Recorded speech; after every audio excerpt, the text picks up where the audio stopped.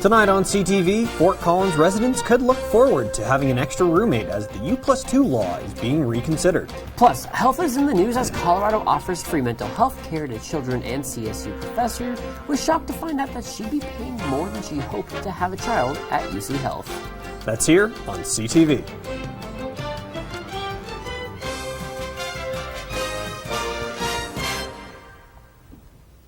Good evening and welcome to the Thursday Night News Show. I'm Kenneth Frederick. And I'm Weston Hubbard. Following an incident last year in Loveland in which a woman was shot multiple times over a parenting dispute, Tierra Kelly, the shooter, has now been sentenced to 32 years in prison. Kelly claimed she shot her neighbor, Mystique Wadena, over a disagreement on how she parented her children. While the incident did not kill Wadena, it left her in critical condition. At the hearing for her sentencing, Kelly reportedly sobbed and apologized to the harm caused to both Mystique and her own family. While living in Fort Collins can be pretty, the rent can be quite the opposite. But the city of Fort Collins is looking at reconsidering one of its oldest laws, and it's one that could make living way more affordable. If you live in Fort Collins, or ever have, you're probably familiar with the U+2 law. For those who don't know, it's a housing law that restricts the amount of people who can be living in one residential unit at one time. But now, for the 10th time since 2005, Fort Collins is yet again looking at ways to change the controversial law. At a Fort Collins City Council meeting on Tuesday, October 26th, a majority of the City Council gave staff permissions to begin gauging the public on interconnected strategies for the city, with the revisions of U+2 being listed on there. While this may seem like a big deal, as listed above, this is the 10th time since 2005 that the law has been talked about revision-wise. Even if public interest is in favor, there are a lot of other steps that come out of it, such as meetings with stakeholders, landlords, renters, and a plethora of other groups to get permission. However, with the law being so controversial, that still should encourage those who are for or against it to stand up for their beliefs and why. Members of the council are both doing so, with both sides defending on their behalf. Recent studies showed that 47% of the law's recent violations were from students, causing people to wonder, do students really need the U+2 law? With the talks being engaged yet again, now would be a perfect time to keep your eyes peeled for any information that you can see regarding the U+2 law. Living in a house with affordable rent, that sounds like a dream come true. What do you think, Kenny? Honestly, it really is just deja vu for me. How many times a year do we hear about U+2 being talked about? I'm not even going to lie. I'm pretty sure we reported on it last year and no progress. The year before that? And the year before, yeah, it's like a continuation, but it's fine. Well, in other news, upcoding visits is an issue that has affected medical health care in the U.S. for a long time. It's where services are classified as something more serious to get more money out of insurance companies and patients. It's even affected a CSU faculty member. Conservation biologist Caitlin Wells-Salerno was charged an extra $3,000 for a routine birth of her second son. The extra charge came from a level 5 emergency service fee.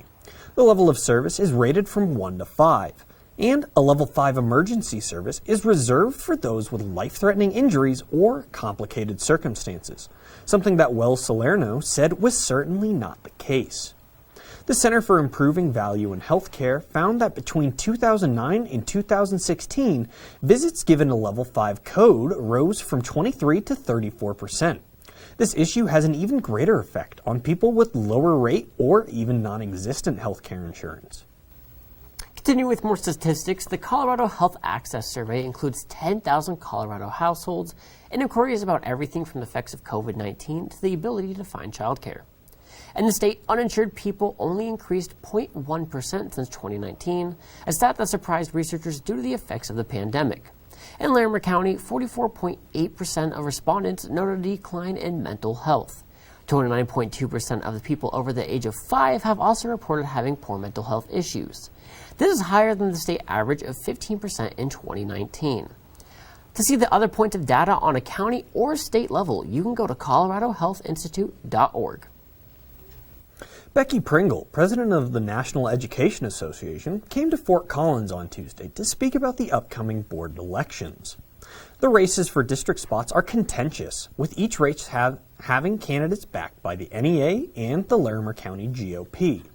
Pringle came to speak to endorse the 4 NEA-backed candidates and to encourage people to get out and vote, stressing the importance of this year's election.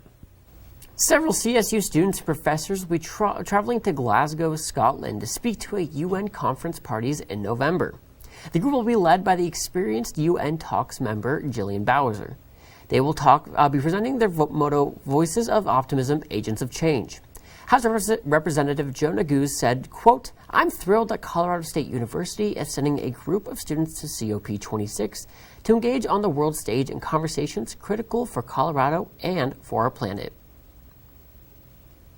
Well, stick around, Rams, as Morgan Gardner will update you as soon as possible on the snowfall to come. That's next on weather here at CTV Channel 11.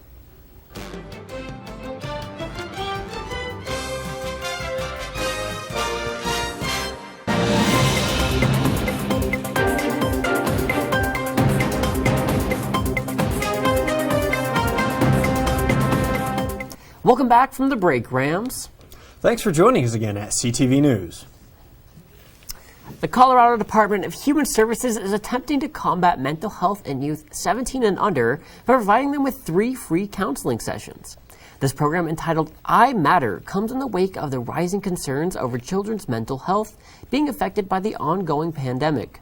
32 healthcare providers across the state have joined into the program, wishing to help combat the rise as well. Children can access the program by going to imattercolorado.org. Tomorrow, Huska Automotive and UC Health will host their annual Halloween-themed blood drive at UC Health Garth Ingold Blood Center, Fort Collins. Donors are encouraged to come out in their costumes. Dennis Huska, president of Huska Automotive, said in an interview with the Collegian, 1 donation can save up to 3 people. There will be 2 donation trucks as well as an office to give blood at. Bridget Asoff, a blood donor recruiter, said that giving blood was crucially important for the community. In so many ways, it's the most powerful thing you can do to help somebody in your community. Blood can't be made. It's given by people in our community to help support our hospital systems. If you would like to dress up and donate tomorrow, you will have to sign up for a time online. Colorado State University is set to receive yet another massive grant to help fund some research. The Carnegie grant, which is a $450,000, was only given to 11 winners in total.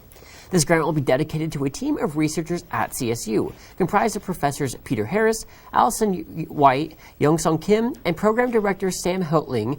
The grant will help them in their research project to track and determine if foreign and national security policies end up affecting local communities and how deeply it does. With this grant, the team is optimistic that they can bring forth some great research.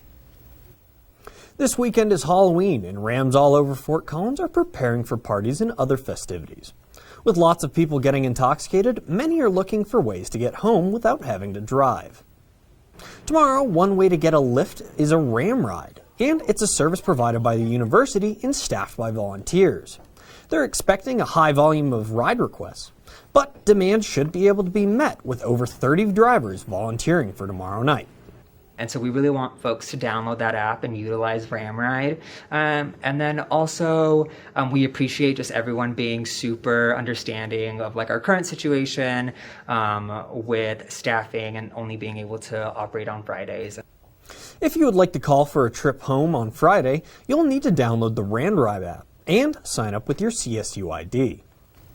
Stove Prairie Elementary School is celebrating being open for a total of 125 years. The school, which opened all the way back in 1896, is recognized as being the first one-room school in Colorado. And they didn't even join the Poudre School District until 1960. In honor of celebrating such a big occasion, they hosted a small festival for the students and staff, packed with food and activities. Congrats on 125 years, Stove Prairie, and the many more to come. Well, Rams, that is all the time we do have for you tonight. But stick around for the latest on sports as Cameron Evig looks at the halfway point of the NFL season. And later join Tom Isaacson as he looks around Halloween tours around Fort Collins.